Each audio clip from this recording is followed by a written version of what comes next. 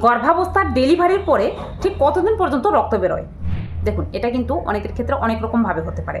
মানে সাধারণত normal delivery হোক বা সিজার হোক, কারো কারো ক্ষেত্রে এই ব্লিডিংটা কিন্তু 10 থেকে 15 দিনের মধ্যে নিজে নিজে বন্ধ হয়ে যায়।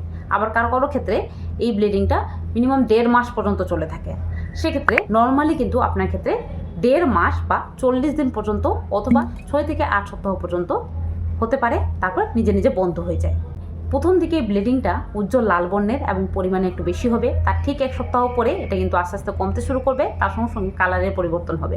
মানে 1 সপ্তাহ পরে হালকা পিঙ্কিশ টাইপের বা হালকা গোলাপি টাইপের, এবং তার ঠিক 1 সপ্তাহ পরে এটা কিন্তু আস্তে আস্তে করে হালকা হলুদাভ টাইপের বা সাদা কালারের, সাদা সাপের মতো নির্গত হতে পারে, যেটা পুরোপুরি স্বাভাবিক। কিন্তু এর সঙ্গে যে লক্ষণটা দেখলে আপনি দেরি না করে ডাক্তারের কাছে যাবেন, সেটা হলো আপনার ক্ষেত্রে দেখছেন যে এই রক্ত বেরোনোটা পরিমাণে বেড়েই চলেছে এবং কোনো মতেই থামছে না। 40 দিন পরেও একদম ঠিক একই রকমভাবে বেরোচ্ছে। দেরি না করে ডাক্তারের কাছে যাবেন। অথবা আপনার ক্ষেত্রে দেখছেন যে আপনার ক্ষেত্রে শারীরিক বিভিন্ন রকম দুর্বলতা লাগছে, মাথা ঝিনঝিন করছে, চোখে ঝাপসাপনা দেখাচ্ছে, এমনকি আপনার তলপেটে জায়গায় ব্যথা অনুভূত হচ্ছে, বা এই ব্লিডিং থেকে কোনো ধরনের দুর্গন্ধ বেরোচ্ছে, অথবা স্রাব থেকে কোনো ধরনের দুর্গন্ধ বেরোচ্ছে। এই সমস্ত লক্ষণ কিন্তু আপনার ক্ষেত্রে কোনো ধরনের ইনফেকশন হওয়া বা মারাত্মক ক্ষতির কারণ হতে পারে। সেক্ষেত্রে দেরি না করে ডাক্তারের কাছে যাবেন।